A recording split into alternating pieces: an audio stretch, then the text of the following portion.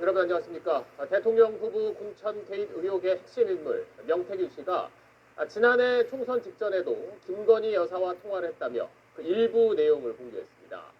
명 씨는 당시 김 여사가 한 검사 출신 후보를 국회의원이 될 수 있도록 도와달라고 부탁했다고 주장했습니다.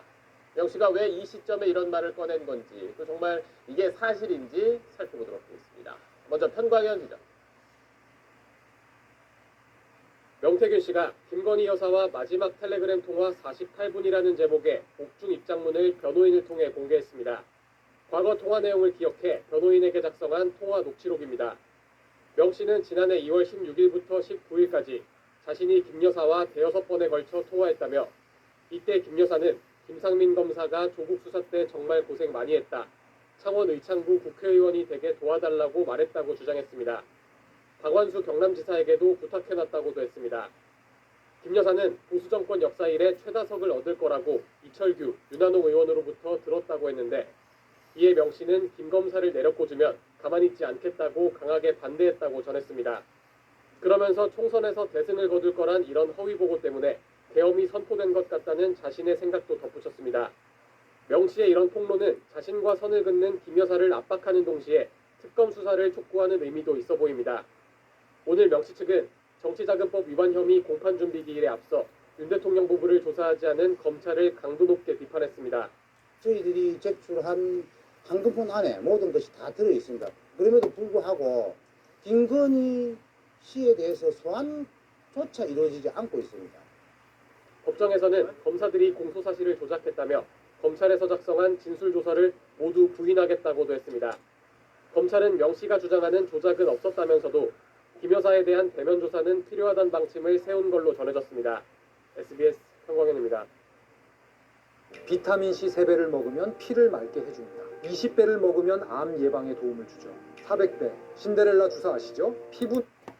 명태균 씨가 김건희 여사와 통화했다고 주장하는 지난해 2월 중순엔 경남 창원 의창 지역구에 나설 국민의힘 후보자가 아직 결정되지 않은 상태였습니다. 앞서 나왔었던 검사 재직 도중에 총선 출마를 선언한 김상민 전 부장검사, 또 당시 지역구 현역이었던 김영선 전 의원을 비롯해서 여러 후보들이 공천을 받기 위해 경쟁하고 있었습니다. 하지만 김 전 부장검사와 김 전 의원 모두 경쟁에서 탈락했고, 공천장을 거머쥔 김종양 현 의원이 총선에서 승리했습니다. 자, 오늘 명 씨가 언급했던 그 당사자들은 저희 취재 결과 그 통화 내용을 모른다거나 또 의혹을 전면 부인했습니다. 이 내용은 박하정 기자가 취재했습니다. 지난해 1월 9일 김상민 전 부장검사는 당시 현직 검사 신분이었는데 창원 의창 국회의원 선거에 출마하겠다고 선언했습니다. 저를 낳아주고 키워주었던 이곳 구수해라, 잘해라, 응원해주었던 고향 창원에서 다시 새롭게 시작하려고 합니다. 하지만 한 달여 뒤인 2월 13일 김 전 부장검사는 공직자로서 정치적 중립 의무를 위반했다는 이유로 법무부로부터 정직 3개월의 징계를 받았습니다. 명태균 씨가 김건희 여사와 통화했다고 주장한 시점은 이로부터 며칠 뒤인 지난해 2월 16일에서 19일. 명 씨의 주장을 보면 김 여사는 경남 창원 의창 지역구에서 뛰던 김종양 당시 예비후보를 가리켜 기회주의자라고 불렀고, 김 여사는 이어 윤한홍 의원도 맞다고 하면서 김 검사가 국회의원이 돼야 한다고 했다고 말했다는 겁니다. 김 여사가 박완수 경남지사에게 전화해 김 검사를 도우라고 했다고 말했다는 주장도 있습니다. 현재 국가정보원장 특보인 김 전 부장검사는 SBS에 명 씨 주장에 대해 아는 부분이 전혀 없다며 현재 정치를 하지 않고 있고 국정원에서 일하는 상황에서 명 씨 주장의 허위 여부를 평가하기도 부적절하다고 말했습니다. 박완수 지사 측은 박 지사가 해당 시기에 김 여사와 통화한 적이 없다고 했고, 윤한홍 국민의힘 의원 역시 그 무렵 김 여사와 소통한 사실 자체가 없는 데다 당시 김 전 부장검사를 몰라서 추천할 수도 없었다는 입장입니다. 명 씨의 주장에서 보수 최다 의석 발언의 당사자로 언급된 이철규 국민의힘 의원도 당시 정치 지형상 보수 최다 의석은 불가능했다며 말이 안 되는 주장이라고 일축했습니다. 김 여사는 이 사안에 대해서 입장을 따로 내지 않았습니다. SBS 기자입니다. 오늘 이현영 기자와 같은 지적을 하고 있습니다. 정치가 지금까지 알려지지 않았던 새로운 주장을 꺼내는 게 나섰는데 앞서 본 것처럼 당사자들의 의혹을 부인하고 있습니다. 신빙성이 있는 건가요? 먼저 이 얘기가 어떻게 나온 건지를 말씀해드리면 영수진 씨가 불러준 내용을 그대로 받아 적어서 기자들 앞에서 발표한 것 뿐이다. 이렇게 오늘 영수진 씨를 의견에 붙여는 변호사들이 이야기를 했습니다. 영 씨가 총선 2달쯤 전인 지난해 2월 16일부터 19일 사이에 김건희 여사와 48분 동안 통화를 했고 이 텔레그램 통화 내용을 영수진 씨가 제출을 했다는 겁니다. 문제는 텔레그램 통화는 녹음되지 않는다는 게 지금 실정입니다. 그렇기 때문에 영 씨가 마음을 먹고 녹음한 게 아니라면 인증 파일이 남아있지 않을 가능성이 있습니다. 또 영 씨의 텔레그램 내용이 100% 개정이 된 게 아니라서 김 여사와 48분간 통화한 내용 자체도 남아있지 않을 가능성이 제기됩니다. 사실 영 씨가 그동안 여러 방식으로 의혹을 제기하고 자신의 주장을 밝혀왔었는데 오늘 피해자가 이번 수사 결과 나오는 이 시점에서 이런 주장을 꺼내는 이유는 뭐라고 해야 될까요? 영수진 씨가 계속해서 경찰 수사에 의문점을 제기를 하면서 특검의 필요성을 주장하고 있는 그 상황과 매우 닮는다고 봐야 될 것 같습니다.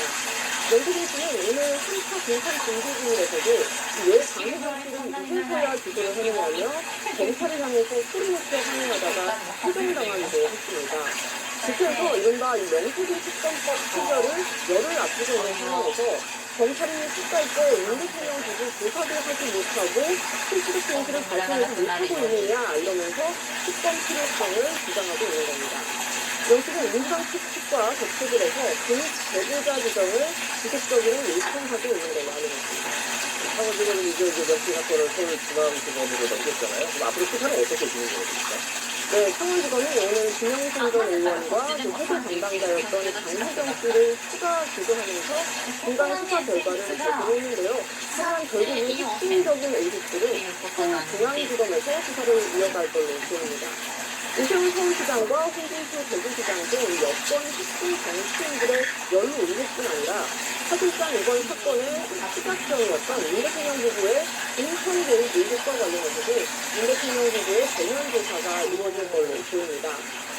다만 윤 대통령의 3대 탄핵 심판과 형사 재판을 동시에 받고 있는 만큼 김 여사부터 대면 조사를 한 뒤에 윤 대통령 대면 조사를 하게 됩니다. 알겠습니다. 끝까지 사연이 이어졌습니다. 윤 대통령 탄핵 심판 결론을 하루 앞두고 여당 의원 30여 명이 오늘 헌법재판소를 찾아가서 승리가 불공정하다고 표현했습니다. 또 야당 의원들은 서울 서부지법원장과 만나서 사법부를 겨냥한 폭력사건 피고인들을 엄벌해야 한다고 했습니다. 안희재 기자였습니다. 오늘 헌법재판소를 찾은 여당 의원은 36명입니다. 권성동 원내대표 등이 두 차례 상임 방문했고 이번엔 여당 전체 의원 108명의 신분을 수행하는 의원이 양태 압박에 나섰습니다. 윤석열 대통령 탄핵 심판에서 헌재가 일방적으로 이의를 규정하고 그는 신분 시간을 제한하는 등 답을 정해놓고 조심하고 있다는 불공정한 심판을 주장했습니다. 이번 사건에 대한 판결도 이렇게 원대불에 공세 먹듯이 하지는 않습니다. 윤 대통령에 앞서 한덕수 총리 탄핵 심판을 우선 처리하고 야당이 추천한 마은혁 헌법재판관 후보자와 관련한 권한쟁의 심판에 각하를 보였습니다. 국회 법제사법위 소속 야당 의원들은 서울 서부지법원장을 면담했습니다. 지난달 발생한 서부지법 난입 폭력사태 재판을 새로 공유한 재판부가 맡은 가운데 기소된 폭력사태 피고인들에 대해 엄벌이 이루어져야 한다고 밝혔습니다. 사법부를 겨냥한 특징 사태는 적당히 넘길 일이 아니라며 수사당국의 내부 수사도 강조했습니다. 이러한 심판 폭동 사태가 다시는 물러서는 기어서는 안 됩니다. 여야 모두 박문정 씨의 힘을 쓴 이유가 한일 심판의 공간전 상황에서 새 결집을 내린 걸로 보입니다. 조기 대선에 대비할 수밖에 없는 상황에서 현재 불공정성에 대한 당원의 우려를 외면할 수 없다. 헌법 파괴 행위에 대해 사법 처벌이 반복되는 건 막아야 한다는 겁니다. 여야는 상대를 겨냥해선 헌법 기관과 사법부 힘들기를 멈추라고 목소리를 틉니다. 이상경 당시 계엄군이 국회 지하 1층에 전기를 끊는 영상이 어제 공개됐습니다. 그 현장에 당시 있었던 김현태 707 특수임무단장이 오늘 국회에 나왔습니다. 김 단장은 곽종근 전 특전사령관의 지시로 전기를 끊었다며 계엄 해제 표결을 방해하려는 목적은 아니었다고 주장했습니다. 자세한 내용은 박찬범 기자가 전하겠습니다. 오늘 국회 국방위원회 긴급 현안 질의가 여당 소속인 성일종 국방위원장 직권으로 열렸습니다. 대체 야당은 동의하지 않은 터라 회의 시작 전 야당 의원들이 반발하고 나섰습니다. 김현태 단장을 출석시켜 놓고 하는 질의인지 아무런 동지가 없었습니다. 계엄당일 국회 현장 책임자였던 김현태 707 특수임무단장이 증인 신분으로 출석한 게 아니란 점도 지적했습니다. 증인도 아니고 참고인도 아닌 단순한 참석자에 불과합니다. 거짓된 진술을 한다고 하더라도 무슨 소용이 있겠습니까? 이어 야당 의원들은 퇴장했습니다. 어제 야당이 공개한 계엄군의 국회 본관 지하 1층 5분여 단전 조치에 대해서 당시 현장에 있던 김 단장이 여당 의원들의 질문을 받았습니다. 김 단장은 단전 지시는 곽종근 전 특전사령관이 내린 거라고 말했습니다. 단전은 특전사령관께서 12월 4일 00시 30분에 대통령 전화를 받고 스스로 무언가를 하기 위해서 생각해낸 여러 가지 중에 한 가지입니다. 그러면서 국회 지하 1층만 잠시 불이 꺼졌었는데 암흑천지는 아니었다며 단전 조치는 국회 계엄 해제 요구안 표결을 막으려던 게 아니라고 주장했습니다. 국회 의결, 절차를 방해하려는 목적이 있었습니다. 없었습니다. 오직 통제 임무만 생각하셨습니다. 건물 공세 후 건물을 확보하라는 지시를 이행하는 과정에 상황이 종료되었습니다. 곽종근 전 특전사령관이 야당의 회의를 당했다고 생각하느냐는 질문에 이렇게 답했습니다. 본인은 본인의 의지로 사실을 말씀하신다고는 하셨으나 저도 왜곡될 수 있겠구나 하는 개인적인 생각을 해봤습니다. 하지만 김 단장은 자신은 곽 전 사령관의 진실성을 믿고 있다고 강조했습니다. 김 단장은 회의 직후 취재진에겐 같은 변호인을 선임했고 서로의 신뢰관계는 변함없다는 말도 했습니다. SBS 박찬범입니다. 비상계엄 사태에 연루됐다는 의혹을 받고 있는 박현수 서울청장 직무대리가 경찰에서 두 번째 참고인 조사를 받았습니다. 야당은 박현수 직무대리를 서울청장에 내정한 건 조기 대선을 관리하고 그 내란 수사를 무마하기 위한 인사라고 강하게 비판했습니다. 민경호 기자 듣겠습니다. 박현수 서울경찰청장 직무대리가 서울청장 내정 이후 여드레 만인 주제 대형 사태와 관련해 참고인 자격으로 경찰 조사를 받았습니다. 지난해 12월에 이어 두 번째입니다. 대형 당시 행정안전부 경찰국장이었던 박 직무대리는 대형 선포 직후 이상민 당시 행안부 장관, 조지호 경찰청장, 임경주 경찰청 경비국장 등과 통화한 게 알려지면서 논란이 일었습니다. 국회가 계엄 해제안을 의결한 직후인 새벽 1시 12분, 1시 16분에 조지호 청장과 이상민 장관에게 직접 전화한 건 사실 맞죠? 예, 좋습니다. 조 청장은 내란 중요 임무 종사 혐의로 구속돼 재판을 받고 있고 이 전 장관은 국회 단전단수 관련 의혹의 핵심 당사자입니다. 임 국장도 전국 경찰 기동대 동원 등을 담당하는 경비 업무 총책임자입니다. 때문에 경찰의 국회 통제와 체포조 투입 의혹에 관여한 것 아니냐 의심을 받고 있습니다. 경찰 특별수사단은 구체적인 조사 내용은 밝힐 수 없다면서도 통화 내역을 바탕으로 조사가 이루어졌다고 설명했습니다. 다만 피해자 입건은 아니라고 덧붙였습니다. 야당에선 윤석열 정권에서 초구속 승진을 한 박 직무대리의 서울청장 내정 결정도 5시간여 만에 이루어졌다며 조기 대선 관리와 내란 수사부가 신윤석열 경찰 승진을 위한 알박기 인사라는 주장을 제기했습니다. 용산 등 특별 세력 입장에서는 날개알 돋는 수뇌부가 필요한 거죠. ここがね、なんか1時間無料の駐車場があって割とすぐ近くでめちゃめちゃありがたい。 내일 박수부 대리의 국회 행원위 출석이 예고돼 있어 관련 논란은 이어질 걸로 보입니다. SBS 김동입니다. いいお天気。처음엔 혼자서おしゃれアップルパイとか。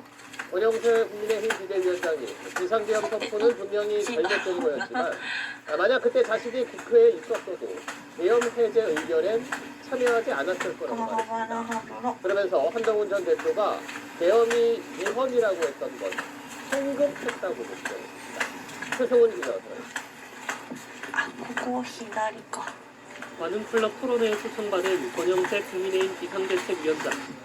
普通の 윤석열 立ち寄り 대통령의 もいっ 계엄 ぱいあるん 선포는 ですね。 분명히 잘못되고 과도한 조치라고 기존 입장을 す 재확인했습니다. ごいヨーグルト専門 국회의 店 계엄 美味 해제 し 요구안 표결 때 そう。 국민의힘 강사에 있던 권 위원장은 당시 표결에 불참했는데 국회에 있었다고 해도 표결하지 않았을 거라고 말했습니다.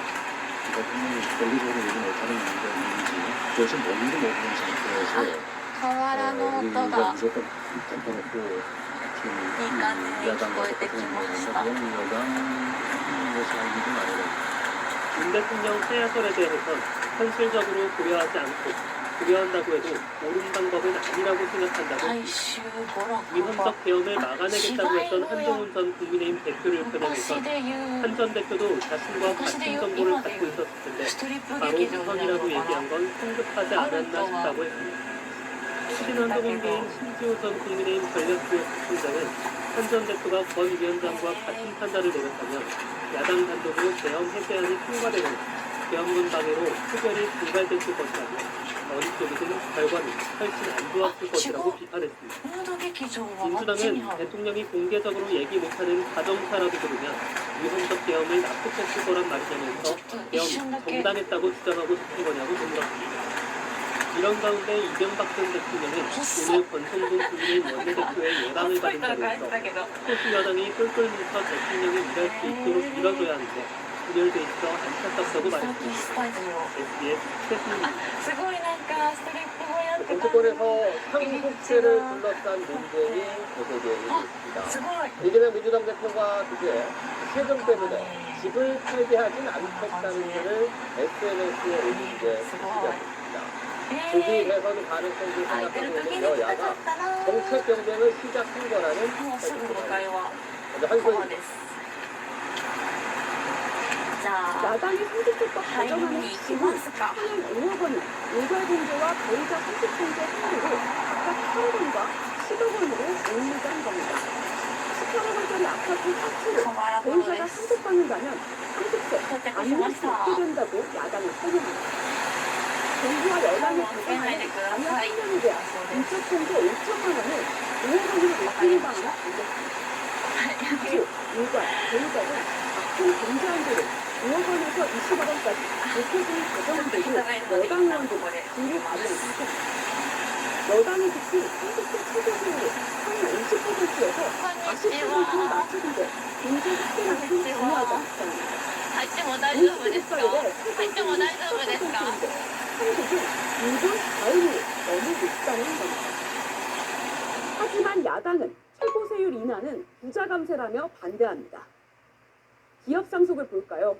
최대 주주의 来 주식 て観 상속액 光協会の方 8,000%로 に電話して撮影許可の OK もらったんですけど、 주식의 結構人 40%를 がたくさ 두 んいらっ 번째 しゃっ 때 て、 16%를 撮 쪼그라드니 影はちょっ 기업의 と嫌だな 상속 っていうふう 부담을 に言 줄여주기 わ 위해 れたんで、 할증제도를 諦 없애자는 めて、 입장인데 でどんど 야당은 ん帰ってたら 기업의 美 사회적 味し 책임을 そうな 강조하며 ヨーグル 실용 ト専 주의가 門 입장입니다. 店を 가업 상속通り 문제 がかりに見つけた 확대도 ので 여야가 찬반으로 買っちゃい 갈등합니다. ました。 민주당은 지난 なんかね 총선에서 バター 부동산 サン 민심 ド 악화 クッキー 등으로 があって 사회적 一部 열세란 평을 と 들었던 수도권의 중산 신도심까지 あと 염두에 둔 전략으로 これが普通のヨーグル 지금 이제 トかな。 대개가 뭐한 아, 15억에서 20억 정도 돼버리기 때문에 특히 서울 같은 10% 경우에는 チョコチップ 이제 にこれがなん 상속세를 か一着になっ 내느라고 て 정든집을 살아야 되죠. ちょっと食べるの 가장 が 아이러니한 楽しみなん 상황이 で 있는 すが 거죠. どれから食べようか 국민의힘은 な。 개인뿐만 아니라 기업의 상속세 부담을 줄여줌으로써 보수적 부실 정책의 색채를 짙게하겠다는 후속도 보입니다. 우리가 100년 기업이 나오지 않는다. 이렇게 되면 이러한 상황에서 3대가 걸쳐가게 되면은 결국은 이 하나도 기업이 남을 수가 없는 거예요. 대정 자체에 공감하지만 누구에게 혜택을 줄지와 왜 고치려고 하는지에서 여야의 차이가 큰 셈입니다. SBS 한소입니다. 여야는 상대가 내놓은 상속세 개정안을 향해서 비판을 쏟아냈습니다. 국민의힘은 일단 던지고 보자는 식이라며 민주당 이재명 대표를 공격했고, 반면 민주당은 집값이 오르는 상황에서 세금을 깎아주겠다는 게 아니라 증세를 막자는 거였죠. 그래서 박사입니다. 국민의힘은 상속세 논쟁과 관련해 민주당 이재명 대표를 겨냥했습니다. 앞서 반드시 특별법과 추경을 놓고 이 대표가 주 52시간 근무제 예외를 허용하려다가 말을 바꿨다거나 전국민 25만 원 지급을 포기하려는 듯 하다가 추경안을 다시 넣었다면서 이번에도 거짓말이 될 거라고 말을 세웠습니다. 이 대표가 이른바 우클릭 법안들을 내세우지만 진정성이 없다고 주장했습니다. 이것을 드디어 책임장치가 이번에도 일어났습니다. 그게 시행착만 하면 되는 일단 던지고 보자는 식입니다. 국민의힘이 취득세율 인하를 고집해 상속세법 개정이 안 됐다는 민주당의 공격은 전형적인 국민 갈라치기라고 국민의힘은 맞받았습니다. 반면 이재명 대표는 민주당이야말로 경제중심 정당이라며 경제를 신경 안 쓰는 건 국민의힘이라고 공격했습니다. 국민의힘의 우클릭하는 척한다는 비판을 현행 상속세 명세 기준이 28년 전 만들어진 점을 지적하며 세상이 바뀌었는데 생각이 변하지 않는 건 바보란 말도 있습니다. 물가도 집값도 오르는데 과세 기준이 유지돼 서민 세금은 늘었다며 상속세 개정 필요성을 강조했습니다. 우리가 이 감정의 입장이 아니고 사실은 진짜를 막자는 겁니다. 여야간 쟁점이 남아있던 전력망 확충법도 이른바 에너지 선법을 오늘 국회 산업자원위에 총의를 할 수가 있지만 22시간 예외 조항이 논란된 정부특별법은 여야가 이제를 듣지 못하고 있습니다. SBS 국가전입니다. 8살 하늘양이 세상을 떠나고 삼수가 되었습니다. 정부와 국회는 다시 이렇게 아이들을 이렇게 만든다며 뒤늦게 대책을 세워내고 있습니다. 정신질환으로 교육생이 어려운 교사의 경우에 직권이 투기시킬 수 있도록 법제화를 하겠다는 방식인데요. 학교 현장에서 이런 법이 정신적으로 어려움을 겪는 교사에게 나중을 쓸 수 있다는 우려가 나오고 있습니다. 먼저 전용입니다. 8살 초등학생이 가장 안전해야 할 학교에서 교사에 의해 안타깝게 죽은 모 김한일양 사건. 사건 직후부터 더 이상의 이런 비극이 생겨서는 안 된다는 공감대가 형성됩니다.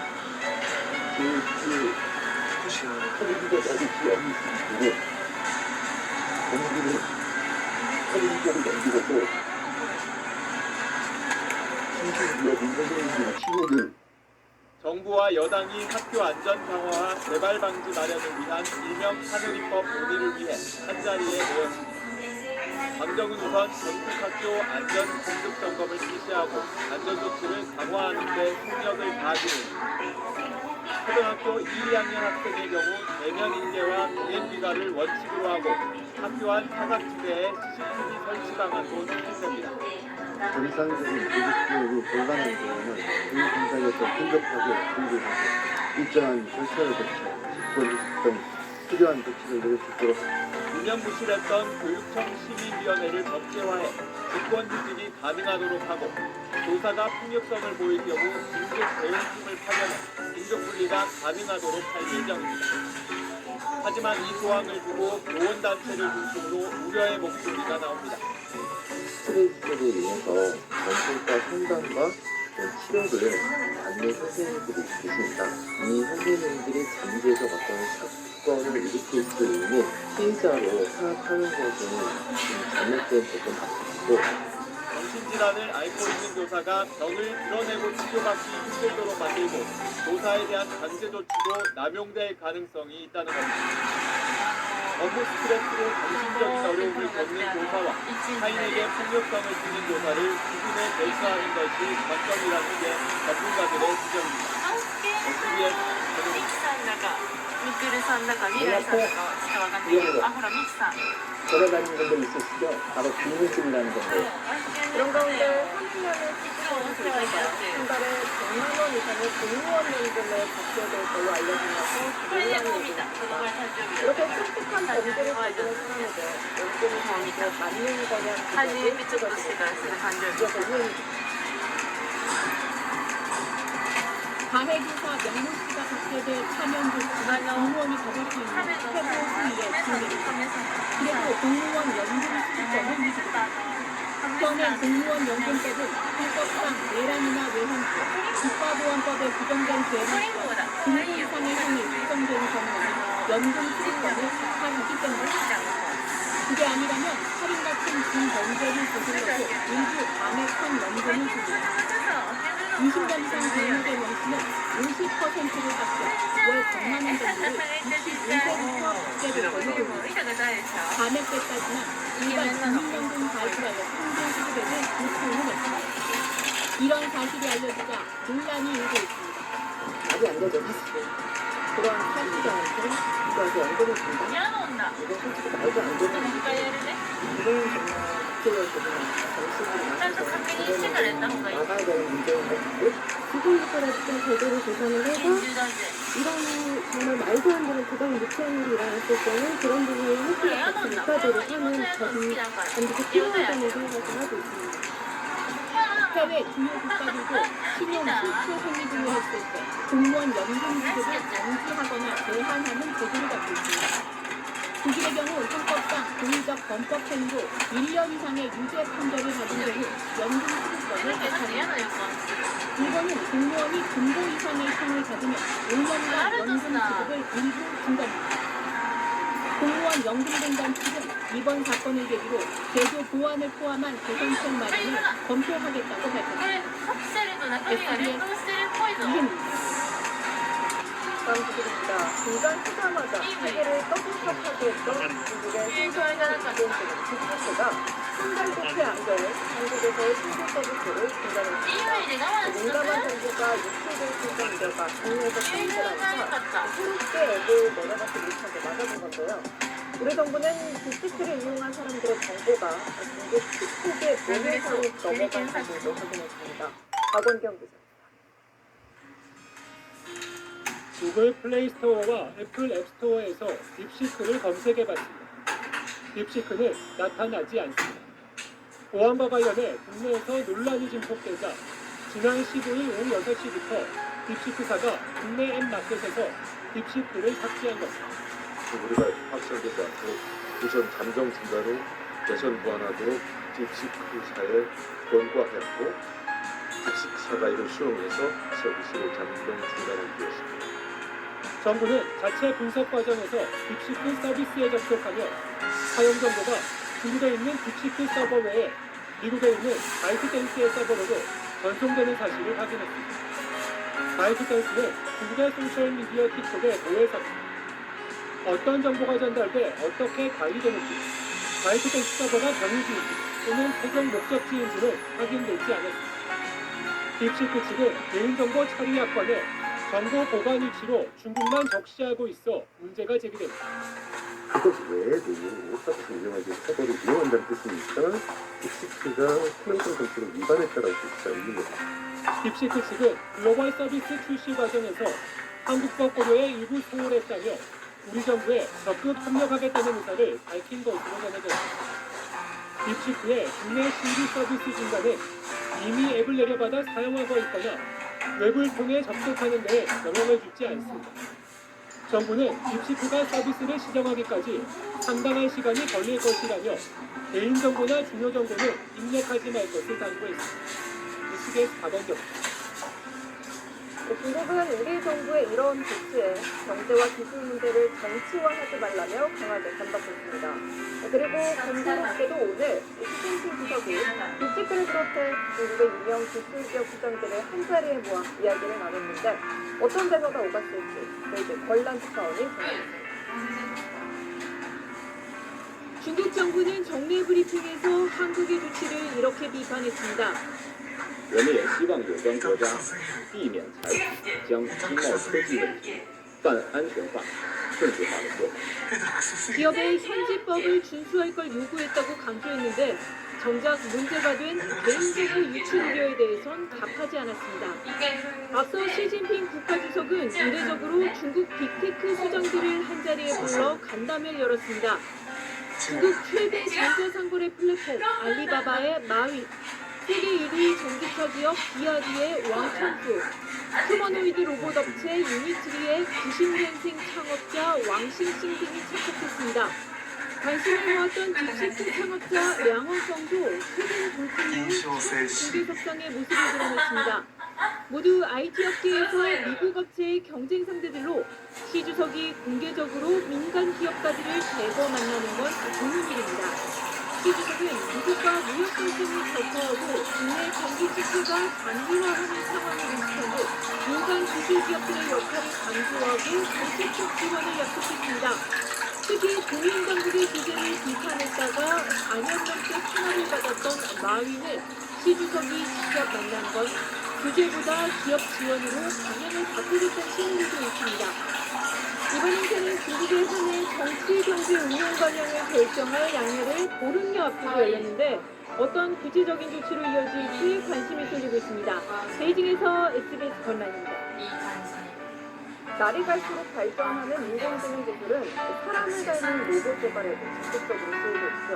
어딘가 어색하다고 느껴졌던 로봇의 동작이 AI 기술을 만나 요즘처럼 물리적 한계까지 뛰어넘고 있다는데 이런 휴머노이드 로봇 기술이 어디까지 왔는지 홍영대 기자가 미국의 카네기 멜론 대학 연구 책임자를 단독 인터뷰했습니다. LA 레이커스 24번 유니폼을 입은 로봇입니다. 오른손으로 드리블을 하더니 몸을 90도로 돌리면서 슛을 던집니다. NBA의 전설 코비 브라이언트의 주특기 페이더웨이 슛을 재현한 겁니다. 이번엔 축구스타 호날두의 골 세리머니를 흉내내는 모습입니다. 점프부터 착지까지 사람처럼 안정적인 동작을 보여줍니다. 최근 이 영상들과 함께 논문을 공개한 미국 카네기 멜론 대학 로봇 연구팀 반야시 교수를 인터뷰했습니다. 지금까지 인간처럼 자연스럽게 움직이는 로봇을 구현하는데 걸림돌로 작용했던 하드웨어 문제와 데이터 지연 문제 등을 해결하는 데 부족했다고 소개했습니다. You can imagine Scooby Doo we designed to test modeling of the motor, of the ankle, of the shoulder, all part of the robot. And it is pretty challenging. 현실 세계를 완벽히 모방한 시뮬레이션 도구를 갖기 위해 활용한 건 AI 강화학습. 컴퓨터 시뮬레이션으로 로봇의 동작을 만들어낸 뒤 현실 세계의 로봇 동작으로 다시 시뮬레이션을 고정하면서 일차를 지원하는 것입니다. And we play with it in simulation.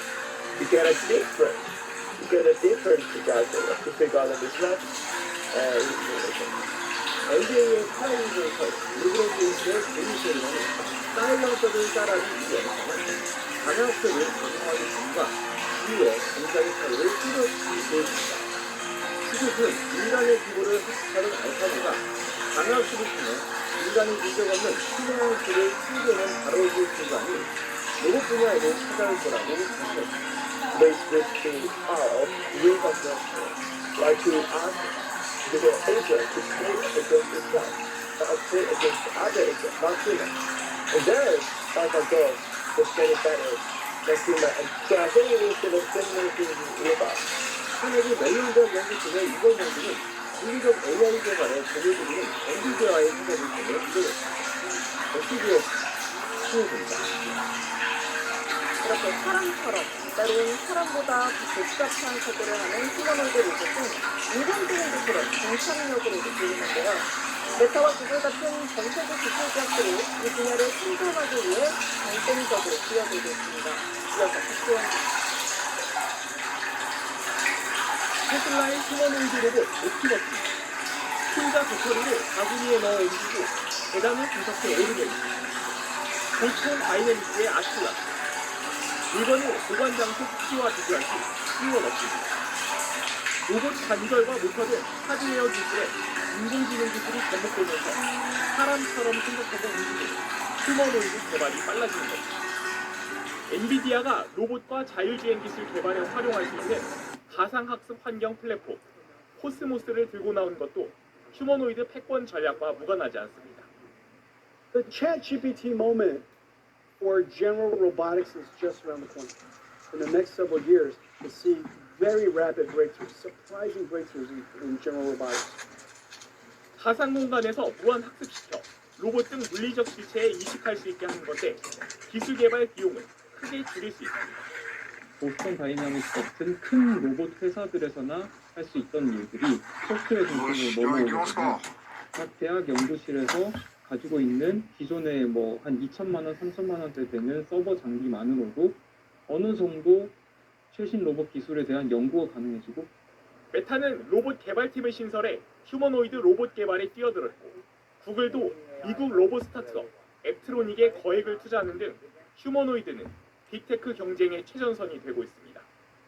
휴머노이드 시장은 이제 막 형성 단계지만 2050년엔 미국에서만 1조 달러까지 시장 규모가 확대될 거란 전망도 있습니다.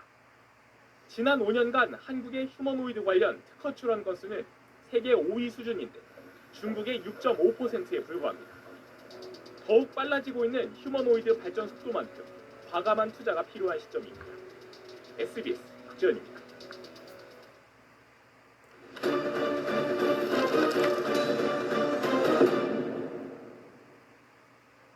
사람이 원숭이한테 물리거나 체액에 노출될 경우 감염될 수 있는 바이러스가 있습니다. 원숭이 비바이러스라고도 불리는데 이게 치사율이 최대 70%나 되는 걸로 알려져 있습니다. 그런데 이 바이러스에 감염된 걸로 의심되는 원숭이 수백 마리가 국내에 반입된 뒤에 여러 곳으로 옮겨진 사실이 뒤늦게 확인됐습니다. 박소진 기자가 단독 취재했습니다. 정부 출연 연구기관인 한국생명공학연구원 산하 영장류 자원지원센터. 지난 2020년 9월 코로나19 백신 등의 연구를 위해 실험용 계자비 원숭이 340마리를 구매하기로 국내 한 업체와 계약했습니다. 그해 10월 말 캄보디아에서 원숭이들이 수입됐는데 센터 자체 검사에서 340마리 중 200여 마리가 원숭이 비바이러스에 감염된 정황이 발견됐습니다. 항체 검사 결과 양성이 나온 겁니다. 원숭이 비바이러스는 인수 공통 감염병으로 사람에게 옮길 경우 치사율이 70%에 달합니다. 들크락스 Good morning Good 컨디션 상쾌하나 중추신경계에 감염이 돼요. 심각한 내염이 생길 수가 있는 거죠. 치사율이 70% 이상이라는 것은 아주 위험한 그런 이제 고위험 병원체라고 이제 볼 수 있는 거죠. 항체가 나왔다면 현재 바이러스에 감염된 상태인지 아니면 과거에 감염됐던 이력 때문인지 PCR 같은 항원 검사로 확인할 수 있습니다. 하지만 센터 측은 아무런 추가 검사도 하지 않았습니다. PCR 많이 들어보셨죠? 원숭이 타이라든지 이런 것들에서 PCR을 통해서 이 바이러스 유전자가 있는지 없는지 그런 것들 이제 검사를 할 수 있는 거죠. 당시는 코로나19가 창궐해 전 세계가 공포에 빠져 있던 시기. 치명적인 바이러스 유입이 의심되는데도 센터 측은 추가 확인 작업을 하지 않았을 뿐 아니라 검역본부나 환경청에 이를 알리지도 않았습니다. 왜 그랬을까? 취재팀은 설명을 듣기 위해 센터를 찾아갔습니다. 센터장님 좀 뵙고 싶어서 왔는데 안 된다는데? 회장님 안에 계시긴 하나요? 대응이 불가능할 것 같다고. 하루를 꼬박 문 앞에서 기다렸지만 취재 요청에 끝내 응하지 않았고 상위 기관인 한국생명공학연구원 역시 인터뷰를 거절했습니다. 이후 연구원은 서면 인터뷰에서 검역본부나 환경청에 신고하지 않았던 이유는 항체 검사만으론 바이러스 감염이라 할 수 없어 신고 의무 대상인 질병 상태라고 볼 수 없다고 해명했습니다. 그럼 추가적인 항원 검사를 하지 않은 이유가 무엇이냐는 질의에는 원숭이 비바이러스가 생물 안전 등급 중 가장 위험도가 높은 4등급에 해당해 제한된 환경 하에서만 검사할 수 있어서 국내에선 수행하기 어렵다고 주장했습니다. 하지만 확인 결과 해당 검사는 국내 질병관리청에서 가능합니다. 문제는 여기서 그치지 않습니다.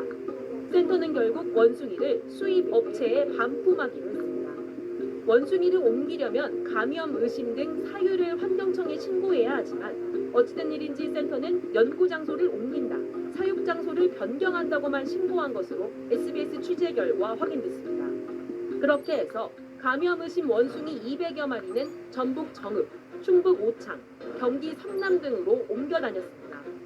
모두 반품될 때까지 7개월이나 걸렸는데 그동안 센터는 감염이 의심되는 원숭이들을 적절한 조치 없이 사육했던 것으로 드러났습니다.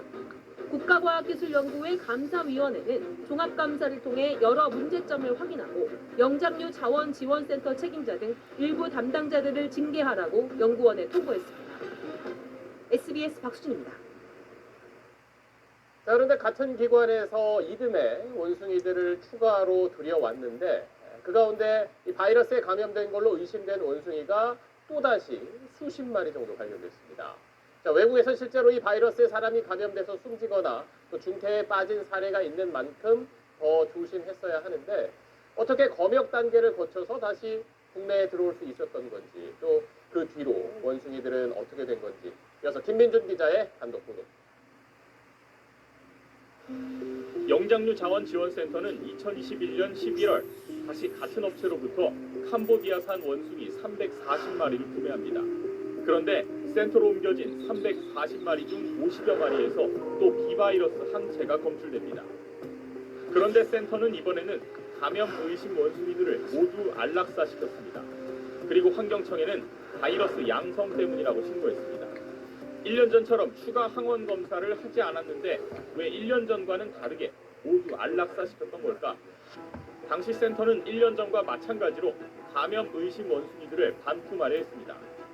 경기도 성남에 있는 수입업체 사육시설로 옮기기 위해 환경청에는 2차례나 연구장소 변경이라고 신고했습니다. 하지만 이번엔 관할 환경청이 제동을 걸었습니다. 원숭이의 용도가 무엇인지 입증하는 추가 보완 서류를 내라고 거듭 요구했던 겁니다. 이제 수입 허가 용도라는 게 있어요. 이거를 이제 제출하라고 했는데 이거를 이제 미제출을 해가지고 보완을 안 해서 그래서 이제 반려를 한 거거든요.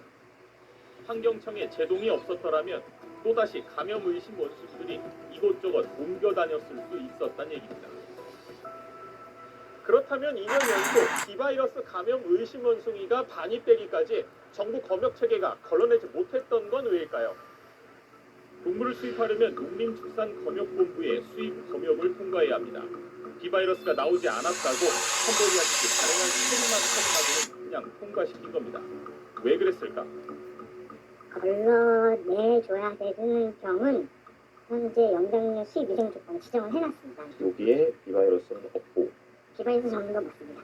원숭이 비바이러스는 질병관리청이 고위험 병원체로 지정해놨지만 정작 비바이러스를 옮기는 원숭이의 수입이나 사육과 관련된 야생생물법, 가축전염병법의 질병 목록엔 포함되어 있지 않다 보니 주요 검역 대상에선 빠져 있다는 겁니다.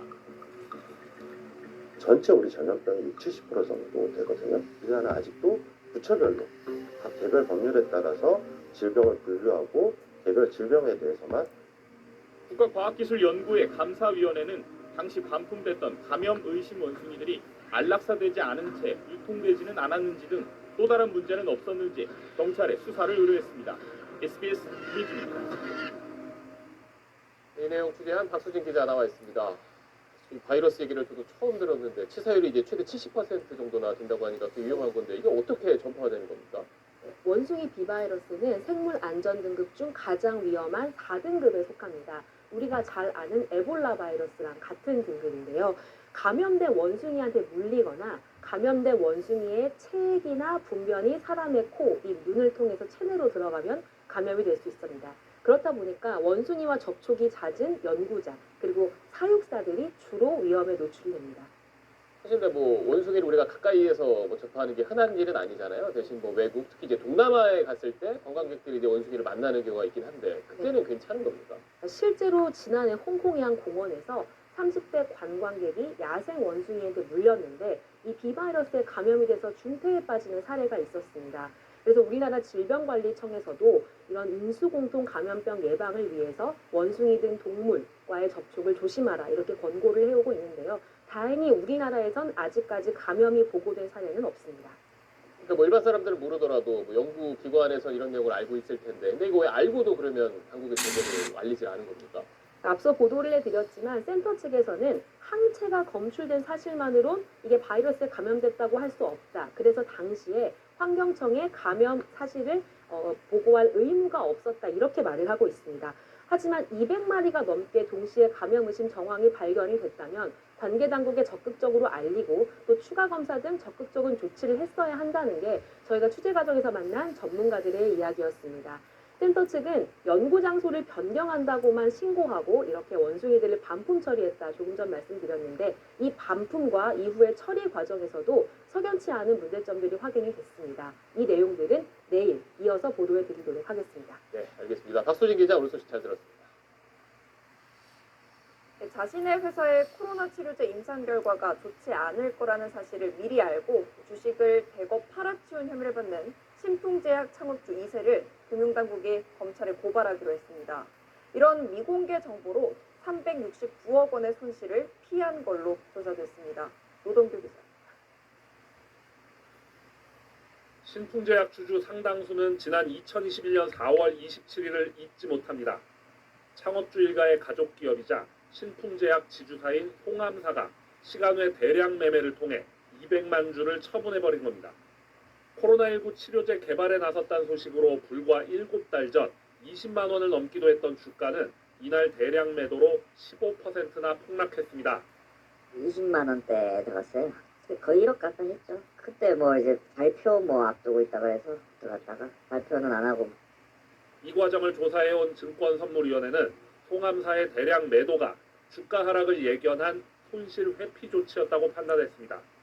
말라리아 치료제를 코로나에도 쓰기 위한 신풍제약의 이상 임상시험 결과가 좋지 않다는 걸 창업주 일가가 미리 안 뒤 주식을 대량으로 팔아치운 거란 겁니다. 정보가 공개되기 전 주식 처분으로 회피한 손실만 369억 원에 달한다고 판단했습니다. 임상 이상 결과는 그로부터 석 달 뒤에 알려졌고 주가는 하락을 거듭해 만원대까지 떨어졌습니다. 창업주 2세이고 또 실소유주다 보니까 이런 자기 내부 정보를 위해서 그 일반 투자자들을 약간 기망적 요소가 있는 불공정한 게임을 했다. 진석이는 신풍제약 창업주 문제로 홍암사와 신풍제약 대표를 겸직한 장원준 씨와 홍암사를 자본시장법 위반 혐의로 검찰에 고발하기로 했습니다. 당시는 앞서 회사 자금 90억 원을 수령한 혐의로 연인들의 데이트 코스는 물론 각종 모임 및 회식, 신풍제약 측은 돌잔치, 문제의 회가면의 대량 매매 최적의 당시 장소입니다. 임상 정보를 전혀 알지 못했고 관련 임상 역시 여전히 진행 중이라고 밝혔습니다. 노동 손님을 가족같이 모시겠습니다. 지난주 화재로 6명이 죽은 부산 리조트 공사장에 대한 수사에 속도가 붙고 있습니다. 경찰은 대장을 앞당기기 위해서 무리하게 공사를 벌이다 사고가 난 건 아닌지 들여다보고 있습니다. 피해는 넓은 주차장을 갖추고 있습니다. 예약 문의는 007-522-4949 쿵야 레스토랑. 공사 현장입니다. 지난해 12월에 지자체에서 공동 승인을 받은 뒤 마사지 작업이 한창이었습니다. 신공사인 삼성기업이 밝힌 공정률은 17%. 하지만 현장에 가보면 털굴과 비계가 그대로 붙여져 있어 공동 승인을 받았다는 말이 무색합니다. 뭔가 부족한 것 같아. 모든 정도는 2% 부족한 수있지 75% 정도 부족한 것 같아. 나는 더 부족하다고 생각했는데 지자체가 이렇게 문제를 제기하고 문제를 제기하자 삼성기업은 이 광고는 너무 엉망이야. 다시 찍어야 돼. 그리고 양파쿠냐가 레스토랑을 살려보겠다고 만든 건데 방역들은 그렇게 오는 말하면 4, 5월 중에 본계장을 앞두고 있었습니다. 실제로 오는 5월 말에는 3천억 원대 피해 수급이 나왔는데 무리한 공사를 벌이다 사고가 난 것은 아닌지 실수였습니다. 레스토랑의 매니저. 사고 당시 40여 개 합의를 말해줘야지. 근로자 이건 정말 800여 명이 꽝이야. 동시에 물론 실직될 정도로 방송에 나가서도 안 돼. 어수선했습니다. 아니 뭐야? 건설업체에서는 공공신도 끝난 현장에 800여 명이 투입된 건 이례적인 상황으로 보고 있습니다. 숨진 6명의 근로자도 인테리어부터 배수 설치 등 역할이 제각각이었습니다. 부동산 업계에서는 본개장 전에 시범 운영을 하려고 했다는 것이 정설처럼 나오고 있습니다. 시범 운영 기간에 맞추려다 더욱 속도전 양상을 띄었을 가능성이 제기되는 대목입니다. 경찰은 화재 감시자 배치 여부에 대해 집중 조사하는 한편 시공사인 삼성기업과 현장 책임자 등에 대한 조사와 압수수색도 진행할 예정입니다. KLN 이민재입니다. 우크라이나 전쟁을 끝내기 위한 미국과 러시아의 협상이 곧 시작될 걸로 보입니다. 푸틴과 조만간 만나겠다고 한 트럼프 대통령은 우크라이나도 종전 협상에 관여할 거라고 했는데 다만 언제 어떻게 참여할진 밝히지 않았습니다. 워싱턴 남승무 특파원의 보도입니다. 이걸 꺼진 이미지에 바르기만 했는데 순식간에 달라지는 거 보이시죠? 우크라이나 종전 협상이 열릴 사우디아라비아에 루비오 미 국무장관이 도착합니다. 미 대표단에는 위트코프 미 중동 특사와 왈츠 국가안보 보좌관도 포함됩니다. And we're going to continue those talks in the coming weeks at President Trump's direction. 러시아 크렘린궁은 현지 시간 18일 협상이 시작되며 양자 대화의 복원이 초점이 될 것이라고 밝혔습니다. 협상단엔 러시아 국부펀드 회장도 포함된 걸로 알려졌는데 경제 문제 역시 의지가 될 전망입니다. 이번 미러 고위급 회담 결과에 따라 이르면 이달 말 트럼프, 푸틴 대통령 간 정상회담이 열릴 수 있다는 관측도 나오고 있습니다. 트럼프 미 대통령은 그 시점이 아주 이른 시일이 될 수 있다고 밝혔습니다. No time set, but it could be very soon. This month or It'll be soon. We'll see what happens. But they're meeting right now. 우크라이나도 대화에 관여할 것이라고 했지만 언제 어떻게 참여한다는 건지는 설명하지 않았습니다. 젤렌스키 우크라이나 대통령은 협상이 열리는 중동으로 건너가 외교전에 들어갔습니다. 미국, 러시아만 참여한 협상 결과는 수용하지 않을 거라면서도 동맹 가치를 공유하는 우크라이나가 미국에 우선 인가주길 바란다고 강조했습니다. I want very much that Ukraine is a priority for Trump, not Russia. And I hope that we are more important. 종전 논의에서 소외된 영국, 독일 등 유럽 주요국 정상들은 프랑스 주도로 긴급 회의를 소집했습니다. 스타머 영국 총리는 우크라이나에 평화 유지군을 배치할 수 있다고 처음 밝혔는데 마크롱 프랑스 대통령이 제안한 유럽 평화 유지군 아이디어가 실현될지 주목됩니다. 워싱턴에서 SBS 남승우입니다. 나라와 품목을 가리지 않고 관세를 매기고 있는 트럼프는 최근 비관세 장벽도 문제 삼아 전 세계 곳곳에 상호 관세를 부과하겠다고 위협하고 있습니다. 거대 플랫폼 기업의 독과점을 규제하기 위한 국내 플랫폼법 논의에도 불똥이 튈 가능성이 있습니다. 권영인 기자의 보도입니다. 최근 인사청문회에 나온 제이미슨 그리어 미국 무역대표부 대표 지명자는 한국과 EU 등에서 온라인 플랫폼 기업의 독과점을 규제하려는 움직임에 대해 용납할 수 없다고 단호히 말했습니다. 지난해 9월 국회에 발의된 한국의 공정거래법 개정안이 알리와 테무 같은 중국 기업은 빼고 구글과 메타 같은 미국 기업만 규제하게 될 것이란 우려를 담은 것으로 풀이됩니다. 지난해 초 공정거래위원회는 플랫폼 기업들의 독과점에 따른 불공정 행위를 사전에 규제할 필요가 있다며 플랫폼 공정경쟁 촉진법 제정을 추진했습니다. 단축행위 시점과 시정조치 시점 사이에 상당한 시차가 발생하여 소잃고 외양간 고치는 식의 문제가 반복되고 있습니다. 거대 플랫폼 기업의 자사우대, 기업 팔기 등을 금지하는 내용을 골자로 하는데 일부 한국 기업은 물론이고 미국 상공회의소까지 반대에 나서면서 핵심이었던 사전 규제는 빠지고 공정거래법 개정을 통해 사후 규제하는 방식으로 후퇴했습니다. 민주당 등 야권이 사전 규제가 필요하다는 입장을 고수해 논의에 진척이 없던 상황에서 트럼프 행정부가 강하게 문제를 제기하면서 정부는 고민해받았습니다. 정부가 플랫폼법 추진과 관련해 신중히 결정해달라는 의견을 국회에 보낸다며 한기정 공정거래위원장도 항상 문제가 되지 않게 미국과 소통을 강화하겠다며 조심스러운 입장을 밝혔습니다. 미국이 주체국들의 이해를 대변해 플랫폼법을 문제 삼으면서 한국의 플랫폼법이 표류할 가능성이 커지고 내가 나오는 출연 분량을 대폭 늘려줘. 일본군 위안부 피해자로서 일본의 만행을 알리고 피해자 존엄 회복을 위해 헌신했던 이로미 할머니가 어제 세상을 떠났습니다. 이번 위안부 피해 생존자는 1분이었는데요. 정부는 피해자 할머니들의 마음의 상처를 치유하는데 최선을 다하겠다고 밝혔지만 일본 정부가 책임을 인정하게 할 대책은 내놓지 못하고 있습니다. 최재형 기자. 미국, 일본, 프랑스 등 세계를 돌며 위안부 문제를 세상에 알린 여성 인권 운동가이자 일본군 위안부 피해자 길원옥 할머니. 절대 그냥 안 넘어갈 거예요. 언젠가는 승리의 그날이 시방도 승리한 거예요. 집회를 안 할 때에는 전전 몰랐던 거를 저희들이 세계를 돌아다니며 하니까 전쟁 피해 여성을 돕자며 함께 나비 기금을 만든 오랜 벗. 김복동 할머니의 영전 앞에서 슬퍼했던 기론옥 할머니가 어제 벗의 곁으로 떠났습니다. 향년 97세. 평생에 반 담긴 길 할머니의 구성진 가락도 이제 영상으로만 남게 됐습니다.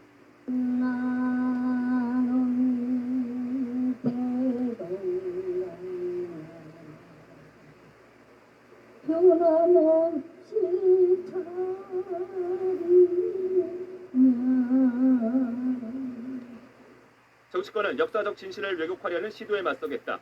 일본 정부의 공식 사과를 받기 위해 최선을 다하겠다며 고인을 애도했습니다. 외교부와 여성가족부는 매우 가슴 아프다. 피해자 할머니들의 명예와 존엄 회복을 위해 적극 노력하겠다고 했습니다. 위안부 피해 생존자는 이제 단 7명. 평균 연령은 95.7세입니다. 일본 정부의 직접적인 책임 인정과 사과를 바라고 있지만 일본은 묵묵부답입니다. 일본 정부는 지난 2015년 한일 합의를 통해 위안부 문제의 최종적이고 불가역적 해결을 확인했다는 주장을 유지하며 위안부 피해자들에게 손해배상을 해야 한다는 한국 사법부의 판단도 인정하지 않고 있습니다. SBS 최재훈. 졸업식이 있는 2월은 꽃이 가장 많이 팔리는 시기죠. 그런데 최근 날씨가 너무 추워서 꽃들이 냉해를 입은 데다 난방비까지 오르면서 화훼 농가의 한숨이 깊어지고 있습니다. 홍승현 기자입니다. 경남 김해의 한 화훼 단지입니다. 출하를 앞둔 거베라 잎이 붉게 변했고 일부는 벌써 고사하기 시작했습니다. 일반적인 거베라는 뿌리당 6, 7대의 꽃대가 올라와야 하는데요. 지금은 냉해 피해를 입어서 뿌리당 한두 대도 채 올라오지 않은 상황입니다. 겨우내 실내 온도를 20도로 맞춰놨지만 영하권 날씨가 이어지면서 냉해를 피하지 못한 겁니다. 졸업식 특수에도 출하는 아예 못하고 있습니다. 밑에 줄기 빨갛게 이렇게 냉해 입은 게 표가 나잖아요. 이런 특수처를 겨냥해서 농사를 짓는 건데. 인근의 또 다른 농가도 상황이 비슷합니다. 지금쯤 20cm 가까이 자라 있어야 할 리시안셔스는 추위에 거의 크지 못했습니다. 실내 온도를 더 올려야 했지만 치솟는 난방비가 부담스러웠다고 말합니다. 기름값도 그렇고 전기요금도 그렇고 작년 비해서 많이 오른 것 같아요. 500 넘죠. 훨씬 넘지. 이제 꽃이 없으니까 아무데나 남는 게 없겠죠. 냉해로 꽃 경매장 분위기도 더 한산해졌습니다. 온도가 많이 낮다 보니까 폐가 좀 많은 상황이고 출하를 못하는 상태고 그 농가 자체 폐기로 지금 하고 있는. 화훼 냉해는 농작물 재해보험 대상에도 해당되지 않아 마땅한 대책도 없습니다. 냉해 피해는 보험이 빠져갔습니다. 지금 꽃은 냉해를 입으면 정부에서 지원 자체가 없습니다. 여기에 저렴한 외국산 꽃들이 꾸준히 수입되면서 꽃 가격까지 떨어져 졸업식 대목을 맞은 화훼 농가들의 한숨이 깊어지고 있습니다. SBS 홍승현입니다.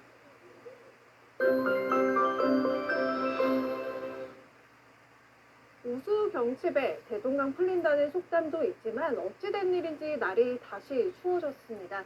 절기상 우수인 내일은 오늘보다 더 춥겠습니다. 내일 서울의 아침 기온이 영하 5도, 찬바람 때문에 체감온도는 영하 9도까지 떨어지겠고요. 주 중반부터는 추위가 더 심해지면서 이번 주 내내 한겨울의 맹추위가 기승을 부리겠습니다. 한편 동쪽 지역은 대기가 더 건조해졌습니다. 오늘 한 차례 더 건조특보가 확대 강화됐고요. 이 강한 바람에 불이 번지기 쉬운 만큼 당분간 불씨 관리를 철저히 해주셔야겠습니다. 내일 영상권으로 대부분 낮 기온은 올라서겠지만 찬바람 때문에 체감온도는 종일 영하권이겠습니다. 해안가를 중심으로는 강한 바람에 주의하셔야겠습니다. 이번 주 내내 맑고 건조한 날씨 속에 영하 7도 안팎의 강추위가 이어지겠습니다. 날씨였습니다. 8시 뉴스 마칩니다. 고맙습니다.